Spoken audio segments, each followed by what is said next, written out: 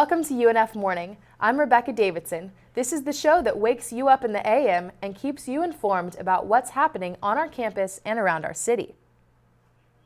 This Thursday, the weekly Talk of the Times series will discuss the legalization of marijuana. Talk of the Times allows students, faculty, and staff to come together to discuss various issues facing society.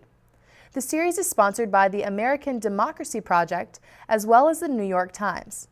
This week's discussion will feature faculty from the Honors, English, Economics, and Criminology departments. The discussion will begin at 12:30 p.m. and will last an hour. For more information, you can go to www.unf.edu. Just do a search for Talk of the Times. Beach bars are facing restrictions after a new drinking ordinance is on the horizon. The ordinance will force bars and restaurants in the Jacksonville Beach area to pay an extra $75 a year in order to sell drinks past midnight. The City Council vote of 5-2 in favor of the new ordinance is the reasoning behind the restrictions. The permit will allow for the city to acknowledge businesses that disobey the law. However, the enforcing of the rules has not yet been determined. The City Council claims that it will decide on punishments at the next council meeting. While it may not do much for the beach bars, the beach is definitely a place affected by the weather. That's why UNF Morning keeps you aware of the daily forecast.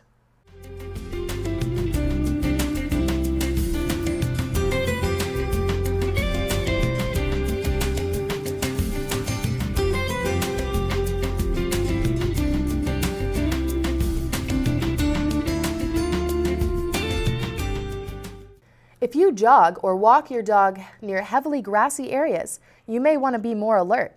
This week, Duval County issued the first rabies alert of the year. The alert went into effect on Monday after a rabid raccoon was found in Mandarin. According to the Duval County Health Department, there were no human contact involved in the alert. The DCHD asks that all pet owners get their pets' shots up to date. The alert is in effect through May 14th of this year. If you see a stray animal, report them to Animal Care and Protective Services at 904-630-2489. Recently, I sat down with UNF President John Delaney to talk about UNF, its future, and Delaney himself. Here's a sneak peek of the interview. Do you think that there's a standard as far as buildings go? How do you what makes the department choose the priorities? Right. Yeah. That's pretty much in consultation. The chairs of the departments will work with the dean, and then the dean works with the provost and our finance staff to try to see what's the next thing up, what is of critical importance.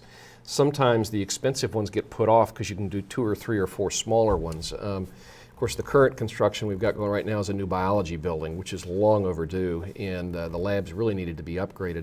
But I think that's about a $30 million building, 35. So it takes a while to build up the money to be able to do that. And then the fitness center, the health and wellness center, of course, that's been torn down, and we're starting construction on that.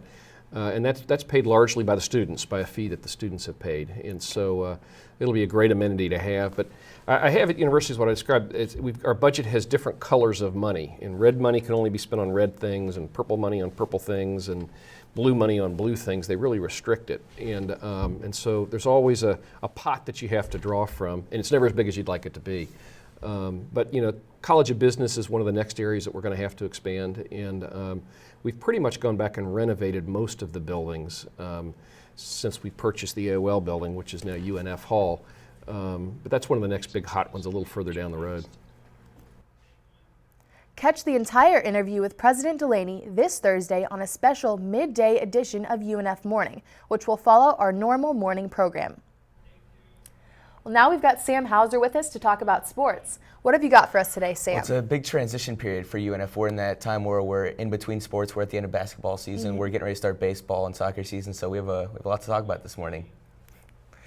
Coming into Friday's home opener with a 2-1 record, the Ospreys will take on Liberty University in Smoke Laval's first home series as the new coach of UNF's baseball team.